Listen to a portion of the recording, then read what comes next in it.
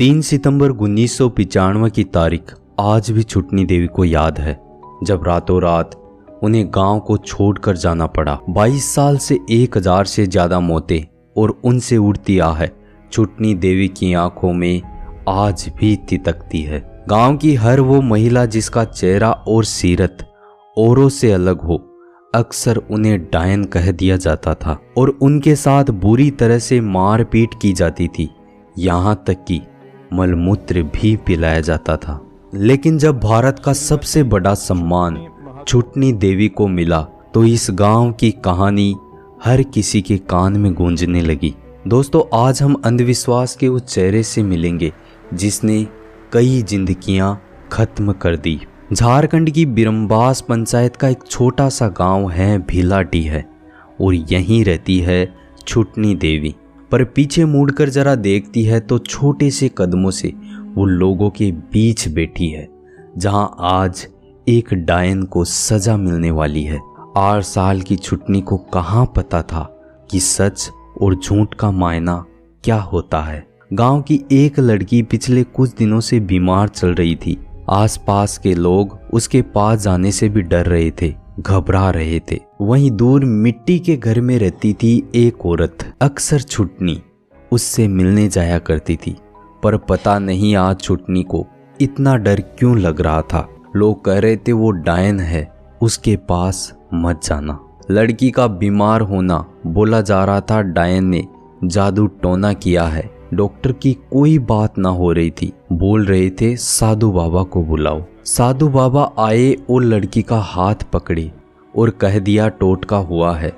फिर क्या था, गांव की वो औरत के कपड़े उतारे गए, उसको मलमूत्र पिलाया गया और पूरे गांव में नग्न अवस्था में उसको घुमाया गया। छुटनी दूर बैठी सब देख रही थी, पर जब लड़की सही नहीं हुई तो सारा गुस्सा उस औरत पर निकला और कुछ दिनों बाद उस औरत का कोई पता नहीं रहा। शायद उस औरत को मार दिया गया था और ऐसी घटनाएं गांव के लिए आम हो गई थी और पता ही नहीं चला छुटनी भी इसका शिकार होने वाली है। दोस्तों, वक्त का पहरा कब खत्म हो जाता है हम इंसान कहाँ समझ पाते हैं। छुटनी आज 3 बच्चों की माता है। शादी के कई साल बीत गए। पति हमेशा छुटनी का साथ देता था, पर पता नहीं इस बार छुटनी से क्या नाराजगी है। ये 1995 की काली घनी रात है। गांव की एक लड़की फिर से बीमार पड़ी है। दूर दूर तक ना कोई उसके पास जाता है, छुटनी को भी जाने नहीं दिया जाता। लोग बोल रहे हैं साधु बाबा आ तो रहे हैं, वो सब ठीक कर देंगे। बाबा आए, पर इस बार इशारा छुटनी थी। बस फिर क्या था, छुटनी को घर से निकाला गया।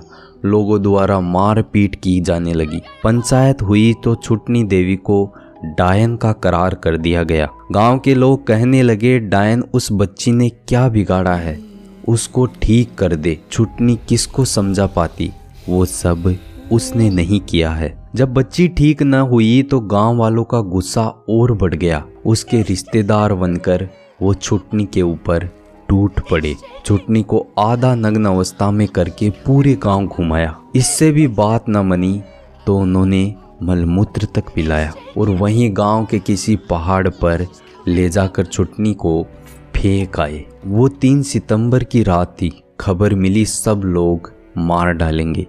छुटनी देवी अपने बच्चों के साथ आधी रात में भागने लगी। कई दिनों जंगलों में भूखी प्यासी रही।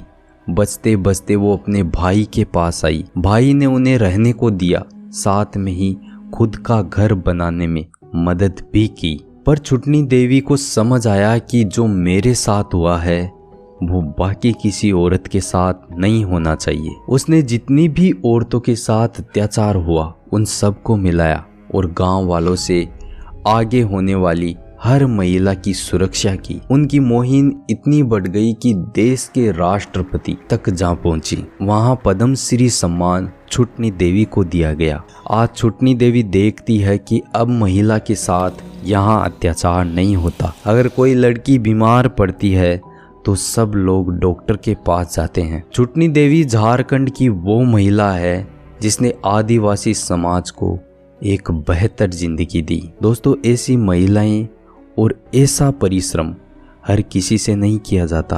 छुटनी देवी को हम सब की ओर से बहुत बड़ा सल्यूट है भाई। दोस्तों अभी के लिए अलविदा, और ऐसी ही सच्ची घटनाओं के लिए हमारे साथ बने रहिए। मिलते हैं अगले एपिसोड में किसी ऐसी ही मजेदार कहानी के साथ। धन्यवाद दोस्तों। जय श्री राम।